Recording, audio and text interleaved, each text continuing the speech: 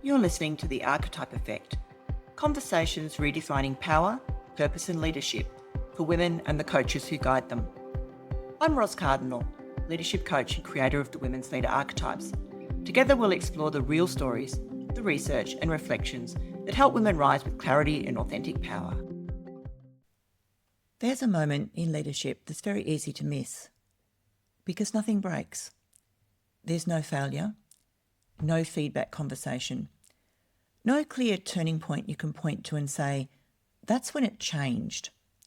You're still performing, still delivering, still seen as capable.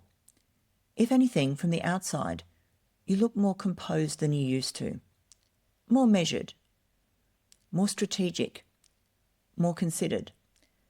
And that's often how it gets explained. You tell yourself, I've grown. I'm more mature now. I'm just being more thoughtful.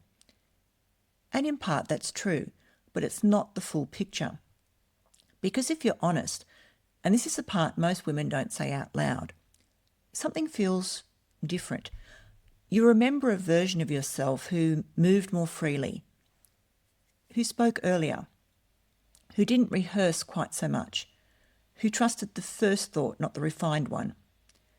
You didn't feel the need to position everything, you just led. And now something has shifted. You don't say things as early as you used to. You don't move as quickly from instinct to action. You notice yourself pausing more, just enough to check. Is this the right moment? Is this the right tone? Is this the right level of directness? And because nothing is obviously wrong, you don't question it. You normalise it. You assume this is what better leadership feels like. But there's a quieter truth underneath that shift. One that most women don't name, even to themselves. You haven't just become more thoughtful. You've become more managed. This shift doesn't show up dramatically. It shows up in very specific, almost invisible ways. You stop offering your thinking early in a conversation. You notice it in meetings. Where you used to contribute as your ideas were forming, now you wait. You listen first. You track the room. You watch how others are positioning themselves. And then you decide where and how to enter. Not because you don't know what you think, but because timing has become part of the calculation. You start editing more. Sometimes mid-sentence. You hear yourself soften something that didn't need softening, adding context that wasn't really necessary, pulling back a point that was actually clear. You might even finish a sentence and realise, that's not exactly what I meant, but it was safer, cleaner, more considered. You become more precise. Where you once thought out loud, now you arrive with something more formed, more structured, more deliberate. And on the surface, that looks like improvement. But something else has changed. You've reduced how much of your process is visible. You're no longer letting people see you think. You're letting them see the result. And that creates distance. You start managing your impact more consciously. You think about how something will land before you say it. You consider how it might be interpreted.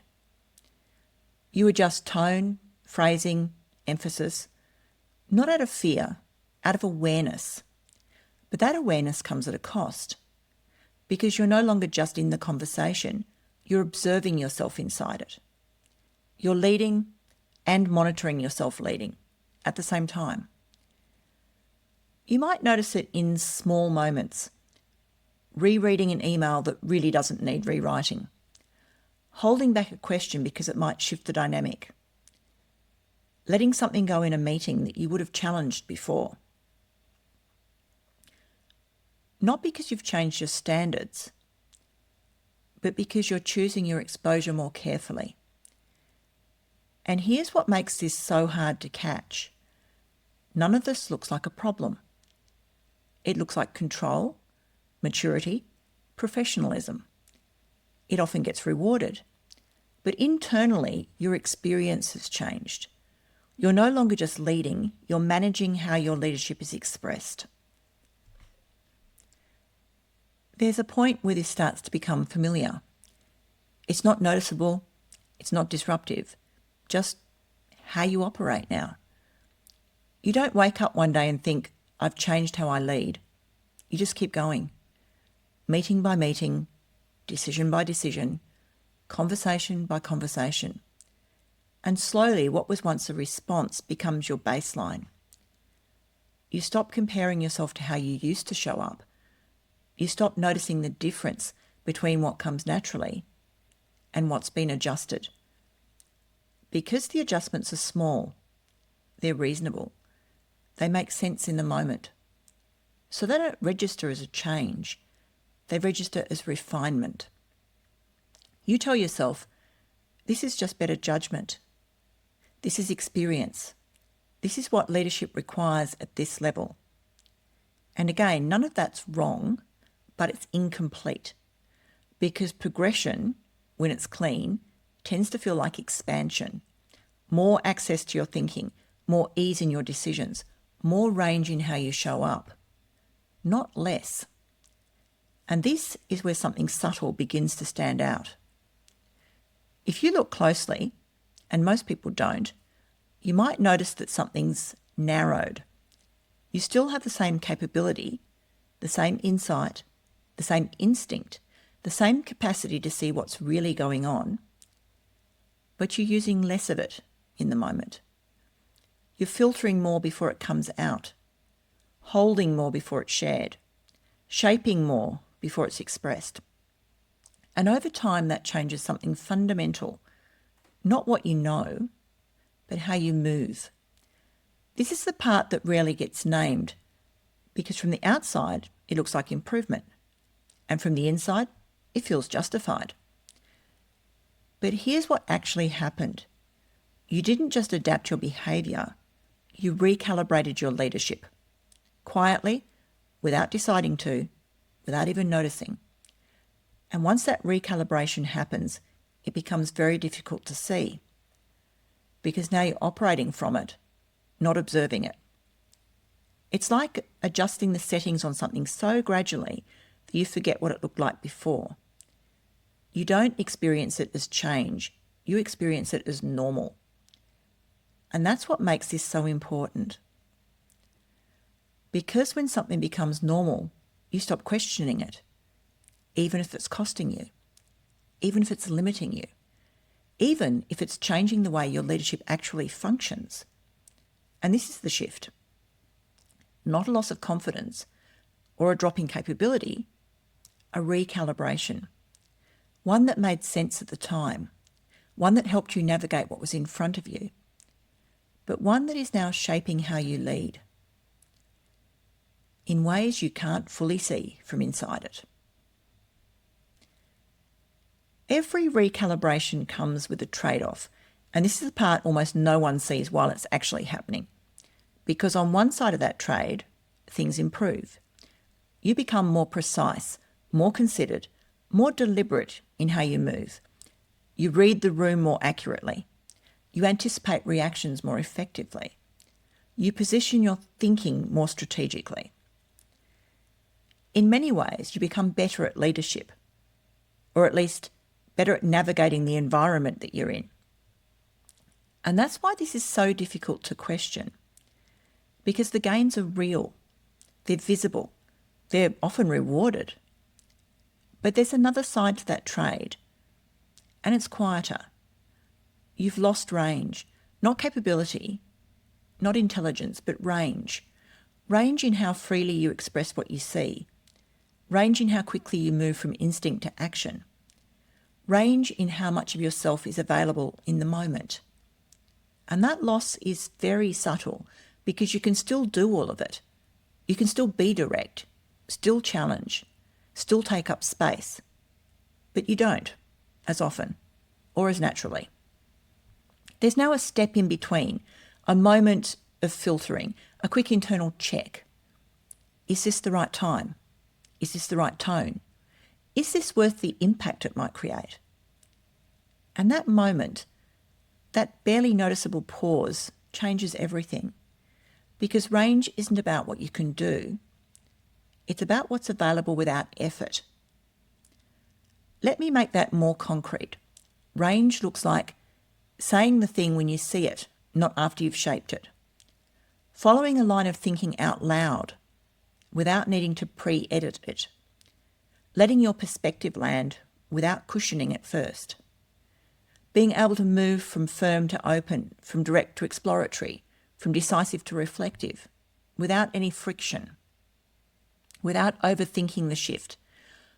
When range is present, leadership feels fluid. It feels responsive, alive. But when your range narrows, something else happens. Movement becomes more contained. You stay within a certain band of expression, one that feels appropriate, safe enough, effective enough, predictable enough. And over time, that band becomes your default. You might notice it in how you speak. Less variation, less spontaneity, more consistency, but also more constraint. You might notice it in how you engage. You enter conversations with more awareness, but less openness. You're calibrated and you're contained. And this is where the trade becomes real. Because the more contained your leadership becomes, the more you have to hold internally. All the thinking that doesn't get said, all the instincts that don't get followed immediately, all the responses that get shaped before they're expressed. They don't disappear, they stay with you. And that creates a different kind of load. It's not a visible load, but it's constant. This is why leadership can start to feel heavier, even when nothing has increased externally, because you're carrying more inside the moment than you used to. And there's another shift that often goes unnoticed. When range narrows, leadership becomes more predictable. You become more consistent, but also less surprising, not just to others, to yourself. You already know roughly how you're going to respond, which parts of you will show up, which parts will stay quiet. And while that predictability can feel stabilising, it also reduces something important: aliveness. That sense that your leadership can move in different directions, that it can expand or contract based on what's actually needed, not just what feels safest to express. And this is the hidden trade. You gain control, you gain precision, you gain effectiveness in a specific context, but you lose access to the full range of how you lead. Not because it's gone, but because it's no longer fully available. The cost of this shift isn't obvious. That's what makes it so easy to live with, because nothing's failing. You're delivering, still making decisions, still seen as capable, often highly capable. In many cases, you're being trusted more, given more scope, more responsibility, more influence. So there's no external signal that anything is off, which means the only place this shows up is in the experience of leading itself. And that's where it starts to feel different. Leadership becomes heavier, not because there's more to do, but because there's more to hold. You're carrying more inside each moment. More awareness, more calculation, more internal positioning. You're not just thinking about what needs to happen, you're thinking about how it will land, what it might trigger, how it will be received, not just now, but later. And that layering adds weight, even when the decision itself is simple. You might notice it in conversations, where you leave a meeting and feel slightly more drained than you expect. Not because the conversation was difficult, but because of how much you were tracking while you were in it. You were listening, responding, reading the room, adjusting your tone, holding back certain things, choosing how much of yourself to reveal, all at once. That level of internal management doesn't look like effort from the outside, but your body knows the difference. And over time, that creates a quiet fatigue. Not burnout, just a steady increase in how much leadership takes out of you. There's also a shift in how influence feels. You can still influence, still shape outcomes, still move things forward, but it requires more precision, more timing, more effort to land something cleanly. Where it once felt more direct, now it feels more constructed, and that changes your relationship to it. You may find yourself preparing more for conversations that used to feel straightforward, thinking through the angles, anticipating reactions, choosing your words more carefully.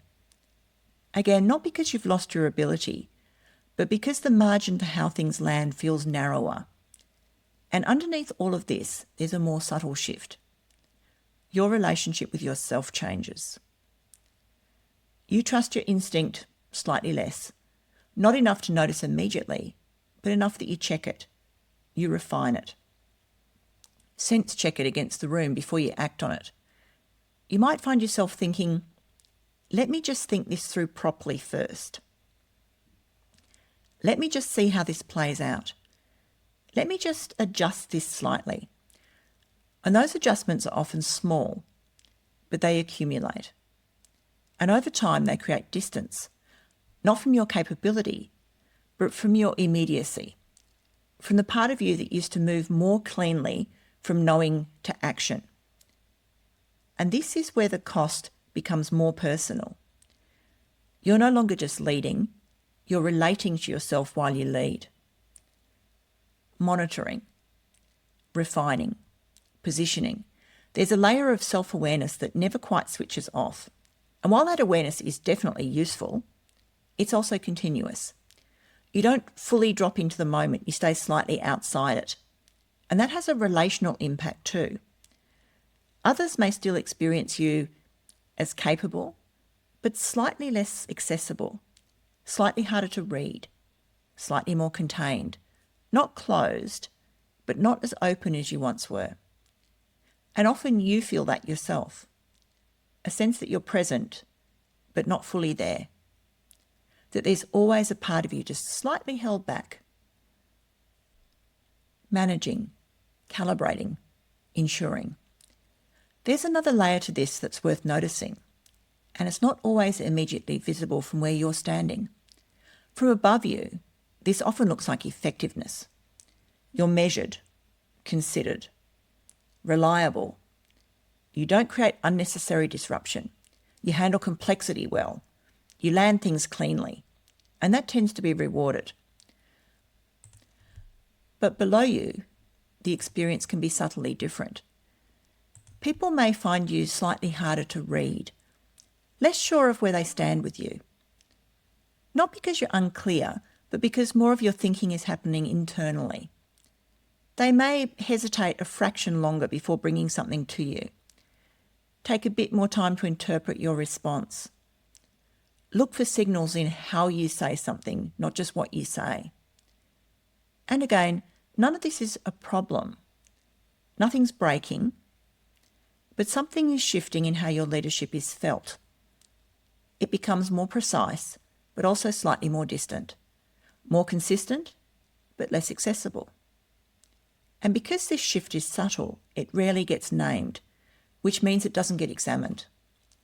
It just becomes part of the way you lead. And this is the cost that doesn't show up in performance metrics. Because performance is still strong, outcomes are still being delivered. From the outside, nothing is wrong, but inside the experience of leadership, something has tightened. And the longer that tightening goes unrecognised, the more it starts to feel like this is just how leadership works, that this is the price of being effective. This is what it takes at this level. And that's the moment this becomes self-reinforcing. Because once you believe that, you stop looking for anything different. Now, this is the point where most people try to do something about what they've just recognised. To adjust it, refine it, correct it. You might even notice that impulse already. Maybe I should speak up more. Maybe I need to stop overthinking. Maybe I need to trust myself again. That instinct is familiar. especially if you're used to translating awareness into action quickly. But this isn't that kind of moment, because what you're seeing here isn't a behaviour to fix, it's a shift to understand. And the distinction matters, because the moment you try to correct this too quickly, you reinforce the very pattern you've been operating in. More monitoring, more adjustment, more self-management, just in a different direction. So instead, I want to slow this down, not to hold you in it, but to let you see it more clearly. Because when something has become normal, the first step isn't changing it. It's recognizing that it's a shift. That what it feels like, this is just how I lead now, is actually something that's formed in response to a set of conditions that made sense at the time. Conditions you navigated well. Conditions that required you to become more precise, more contained, more deliberate. And that adaptation is intelligent. It worked. It still works in many ways. But it's not neutral, because over time, when something works, it stops being questioned. And when it stops being questioned, it stops being a choice. You don't decide to hold back slightly. You just do. You don't choose to filter more. You just do. You don't notice that you're managing yourself in the moment. You experience it as thinking carefully. And this is where clarity becomes important. Not to judge it or to undo it, but just to see it. Because once you can see the difference between what's available to you and what you're currently using, something shifts. You don't have to force anything. You don't have to push yourself to be more direct or more open or more anything. You simply begin to notice, where am I editing? Where am I holding? Where am I shaping before I speak? Not to change it, just to recognise it. Because recognition does something that effort can't. It creates space. And space is what allows range to return. Not all at once, but in moments. A sentence you don't edit as much. A thought you let land a little earlier. A response that comes through more cleanly, without forcing it, without pushing yourself out of what feels safe. Just noticing where there's more available than you've been using, and letting that be enough for now. If you step back from everything we've just explored, there's something very simple at the centre of it. Nothing has gone wrong, but something has changed.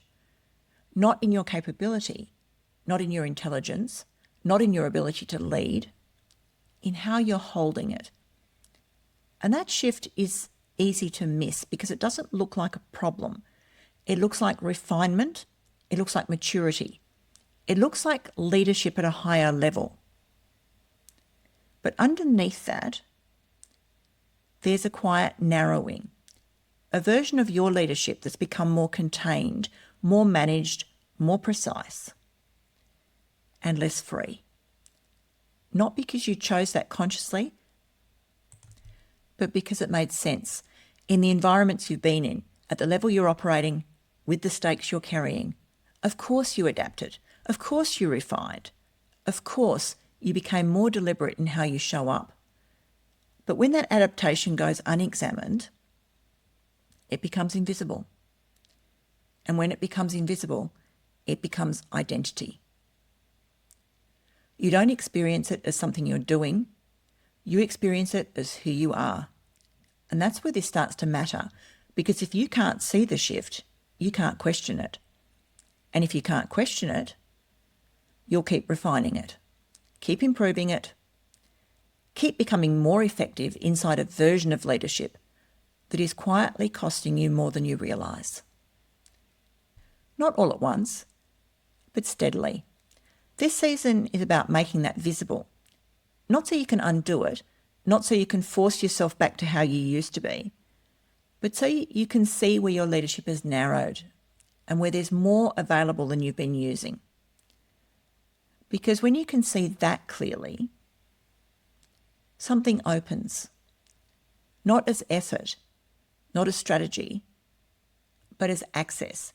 Access to more range, more movement, more of yourself in the moment. Not all the time, but enough. Enough to realise that what you've been experiencing isn't just pressure.